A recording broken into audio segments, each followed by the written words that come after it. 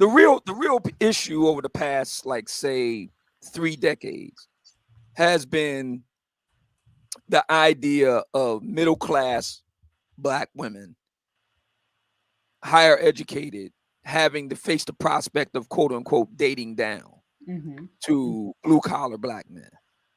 And Right. yeah, and that has gotten a lot of currency in black American life.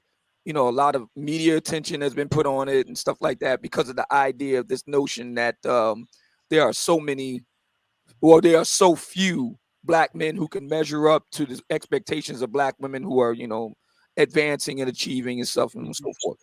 And of course, that's not quite the case.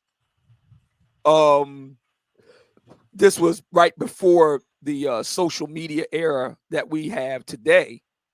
This was still in the era of big network TV and so on.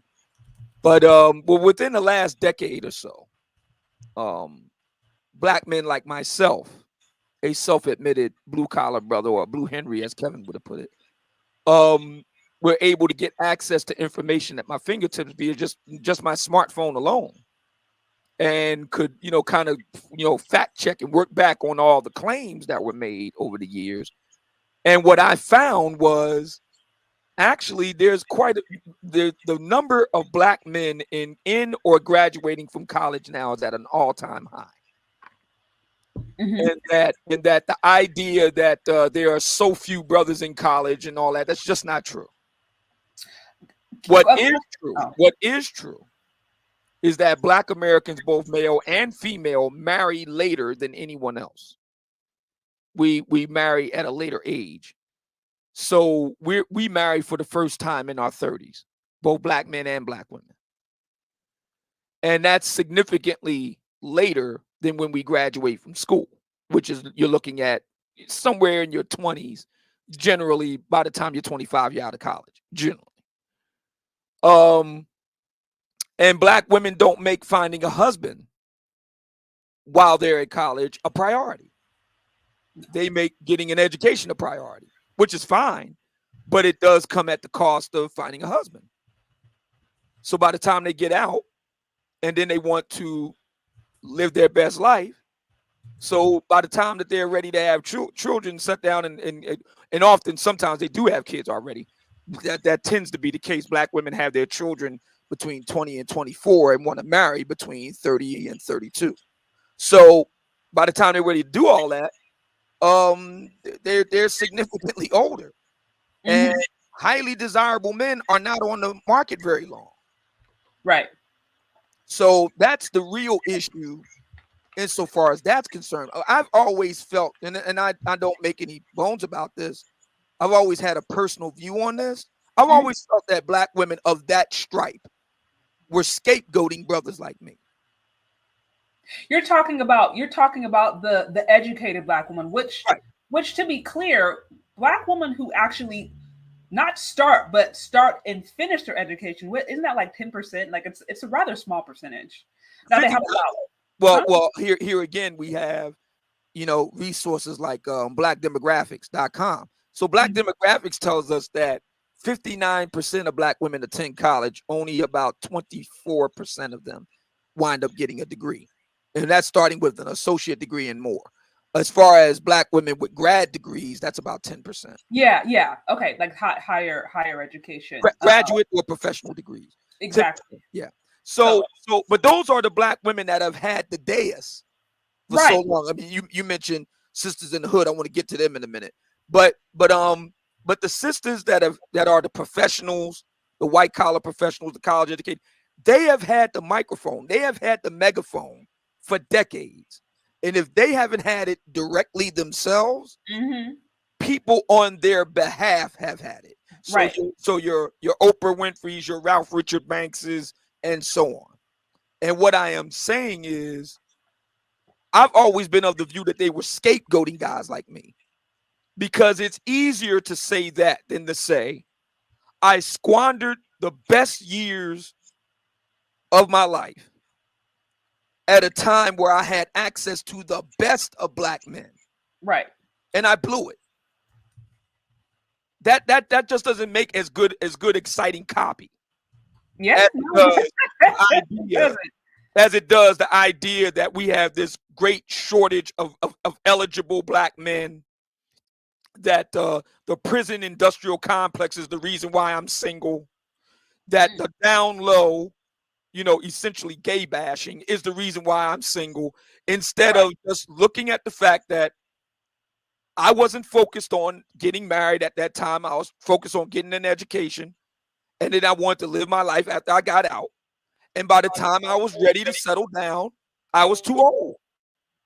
Because guys who go to Princeton, let's do this again, brothers, black men who make it up the traditional American status hierarchy as men, the white patriarchy, Harvard, Yale, Princeton, Stanford, University of Chicago, University of Michigan, or University of Pennsylvania, I should say, Columbia, Northwestern, UCLA, Berkeley.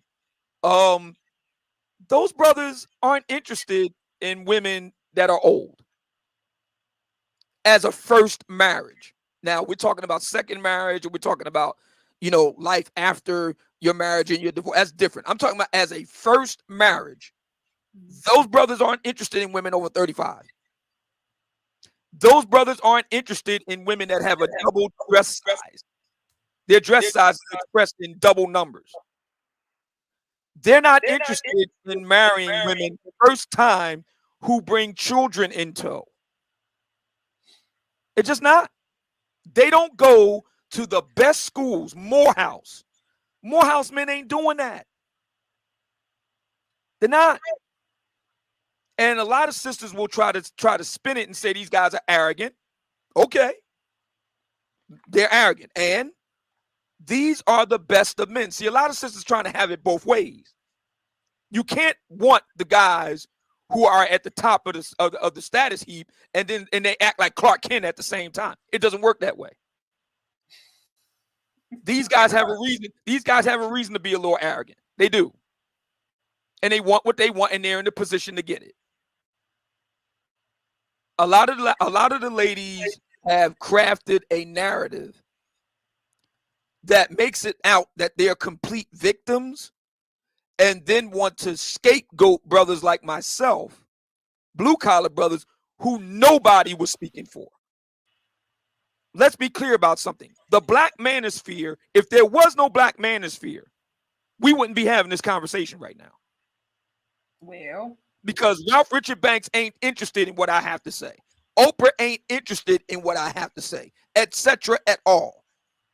I had to go get it out the mud and create what is today known as the black manosphere, me and some other brothers, to make our own voice, and our own voice is heard on this. And I'm very proud of the fact that we're having this conversation right now, because it proves that I was able to force this onto the table. Ladies, for whom it applies, why didn't you make getting a husband a priority? You're not going to sit there and tell me brothers in the 21st century don't go to college. It's not true. You just weren't interested then. And for some of you, you didn't qualify. Those guys don't want women with double dress sizes. I'm sorry. And the brothers who will be willing to work with you, Blue Henrys like me, we're a lot more forgiving than those guys. We're willing to take you on. And this is not my personal opinion. You look up, stepdaddy rates, for example, stepfather rates. That's a hotly contentious issue in Black American life, particularly in the black manosphere. If you look at, I'm talking about Pew Research Center now, not Black Demographics, just Pew. You look up Pew, the men with less education are the men that are most likely to be stepdads. The men with the most education are the least likely to be stepdads. So blue collar brothers are, if you're an older black woman, if you're a bigger black woman, if you're a black woman that's already got kids, actually the Blue Henry guy is the guy you want to be checking for. But see, what happens is they have a level of contempt toward those brothers because hypergamy. It's natural for a woman to want man of a higher status. I get that. So these sisters put themselves in a bad situation.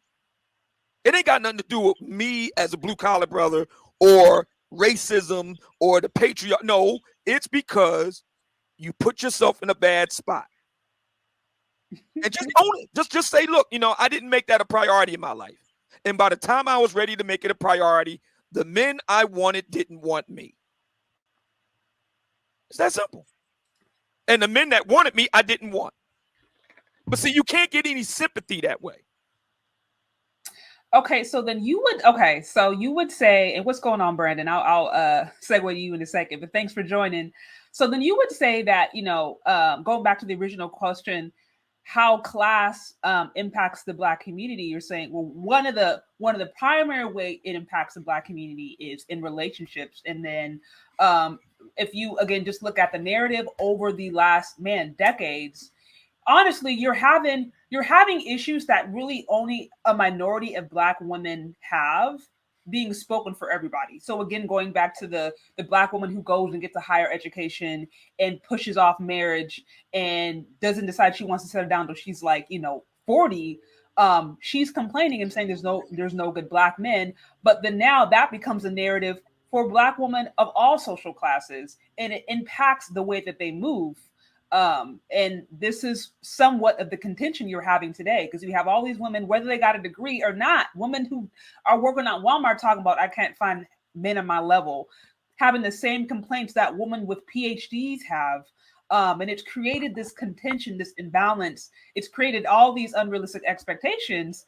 And this is impacting the way men and women are actually, are getting along. I want to make sure I kind of was able to. Yeah. So now we can bring in the sisters and this is a recent phenomenon. What I was talking about is dating back to like the 90s.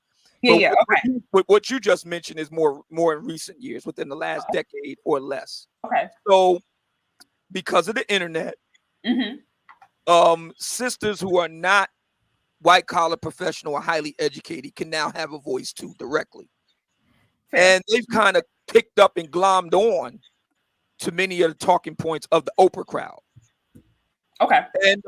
And women are kind of inherently, herd creatures. It's hard for a woman to stand out by herself. That's a hard thing for most women to do. So they kind of, go along with the herd. I don't really consider that all that important, to tell you the truth. And in a sense, women like that have never really had a voice, to tell you the truth. I know this is going to kind of sound as a bit of a shock to a lot of the brothers, but those sisters, I'm talking the proverbial, big booty Brenda in the PJs. I mean, she never like the hood chick, the one that never really had a voice. Yeah. Okay. So what has happened over the past 10 years thereabout is you had a situation where Black women like them could get more of a voice. Okay. The more of the Cardi B crowd. Yeah. I personally, I don't see it as a big deal, but I can understand how many brothers do. And I think that and this goes back to the class piece. See, even though I was blue collar in occupation, I was middle to upper middle class in mind. I shared many of the same values, and I was very aspirational and very ambitious. So there are a lot of brothers like me insofar as being on the blue collar side, but are not as ambitious. For them, they want a good blue collar life and what that entails, and they should be entitled to that. Yeah. But what has happened is that these things that we're talking about, due to the ubiquity of technology like smartphones and social media, of which Black women use heavily, this is what we see. So